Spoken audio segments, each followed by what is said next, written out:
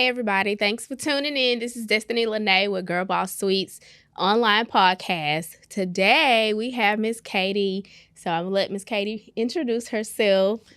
Hey, I'm Katie Richmond. I'm owner of Complete Beauty Bar, also a barbershop called The Fade Room. Um, and I wear many hats, but that's what I do. Okay. Well, so we'll just jump right in. Can you just share with us your journey of starting and growing Complete Beauty Bar and what inspired you to enter the beauty industry? I was at a place where I really didn't know what I wanted to do. And just struggling with like what's next. And I had a friend who's like, well, you're into beauty and stuff like that. And that's when extensions were really new to the city. This was years ago. And they encouraged me to start selling hair extensions. And that really took off for me because nobody in Houston was selling hair extensions. So after about a year of doing that, I just felt like I wanted to take things to the next level. And that's when I decided to open a beauty salon. Okay. And so that's how I ended up in the beauty industry. Okay. So how long has it been?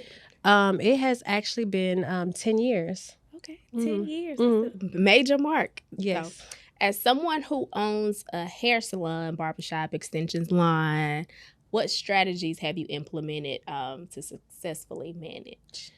So with the hair industry, you have to stay ahead of the curve. There's always something new happening, a technique. So that's really important just to know what's going on around you. A lot of stylists get set in their ways of the way that they're doing things. Right. And there's no progression. So you just got to be progressive. That's what I feel works best for me. And always just bringing new things to the salon that clients can enjoy or just the experience overall. Okay. So what are some of the biggest challenges you faced as a business owner in the business industry, and how did you overcome them? As a business owner, one of the hardest challenges still to this day I experience is employee retention. Oh, yes. And my salon's a little different. Most salons in our community are booth rental, where you just come in, you pay a flat fee every week, and you do as you please. My salon is structured a bit differently. It's commission, so I hire staff that come in and work for me. I provide everything for them, and the lines get blurred after a while, especially when a stylist comes in and they don't have much clientele. And, you teach them everything, you build them up. Some people can start smelling themselves and then it's like, oh, well, they want to come to work when they want to.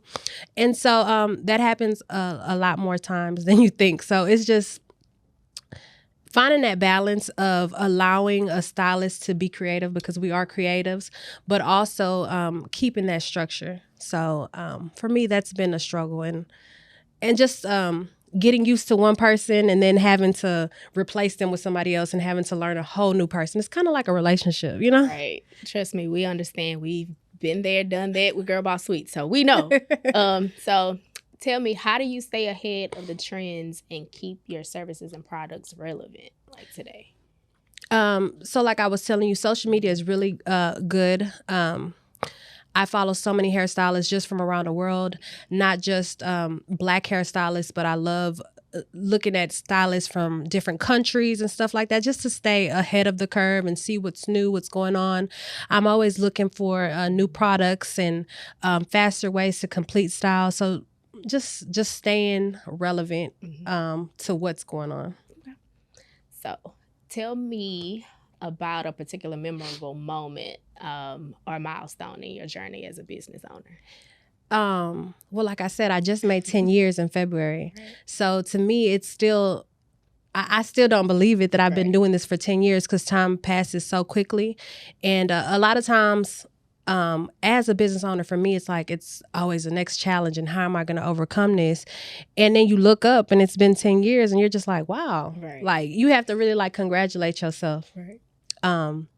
So yeah, that's huge for me. Okay. So tell me what it looks like from your first week when you first started to 10-year mark.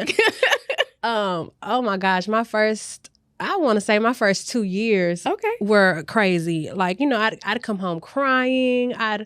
Just so many mood swings, wanting to give up. And, because I'd never had my own business. So this was like my first experience in having a salon and staff. It was just so much. So, it was really hard. But now I've learned that challenges come with business. Even 10 years in the game, tomorrow I might get a phone call and the water shut off, and I just got to figure it out. So it's all about just being able to overcome those challenges and take your emotions out of it. So what advice would you give to an aspiring entrepreneur looking to get into the beauty industry? To not give up.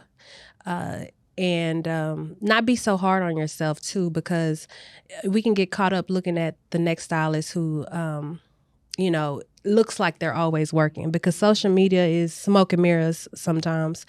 And so, especially right now, the times are hard. I think everyone's being affected in business. They feel the slowdown. And you just have to stay grounded and remember that there's a greater purpose, and to just stay down for the come up, Listen, a lot of people want the microwave effect, but unfortunately that doesn't always work. It doesn't. So how do you maintain life and a healthy life and work balance? Because I'm one that wears many hats too. So how do you maintain it? For me, I'm really big on just working out.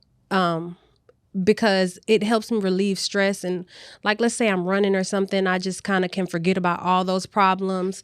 And when I get off the treadmill, I feel like I've accomplished something. So it kind of gives me like a little confidence boost. So that always helps. And just self-care. Okay. So what do you do for self-care outside of working out?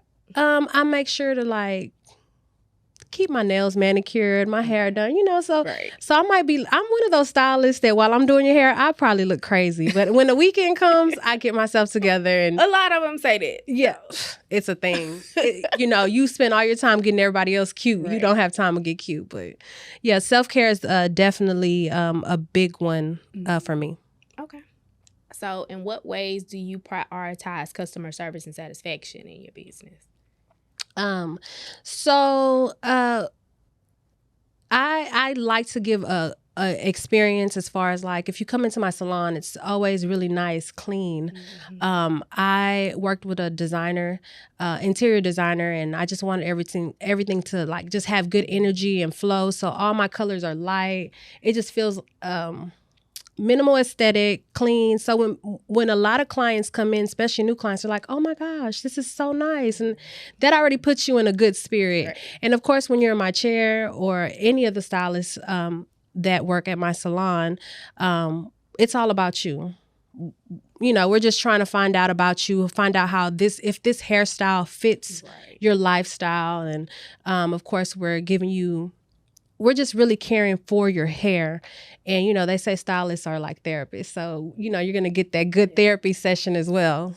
Because that's between that and your last check, that's who know all your business. All of it. So as a female entrepreneur, have you faced any unique challenges and biases in the beauty industry? If so, how have you navigated them? You know what? Yes, especially with social media, because I feel like a lot of stylists have this clout, and that can be very discouraging whenever you're really busting your ass working, and then one person happens to be friends with this person and they happen to do a celebrity's hair and their stock just shoots up. So I do feel that, because a lot of clients will choose to go to a celebrity stylist. So it can be hard, but I've actually fallen for that too. When it's time for me to have my hair done too, I've tried some of these celebrity stylists, and I haven't. Being a stylist, I'm kind of hard. So but I'll go home and I'll notice that, this really isn't done the best. So it just makes me feel good, because I know that I'm providing quality, and it's not just about who I know or who sits in my chair or comes to my salon. So that's the way I navigate with that. Just knowing that I'm providing quality over I guess, quantity. Yeah. So looking towards the future, what are your goals and aspirations for Complete Beauty Bar?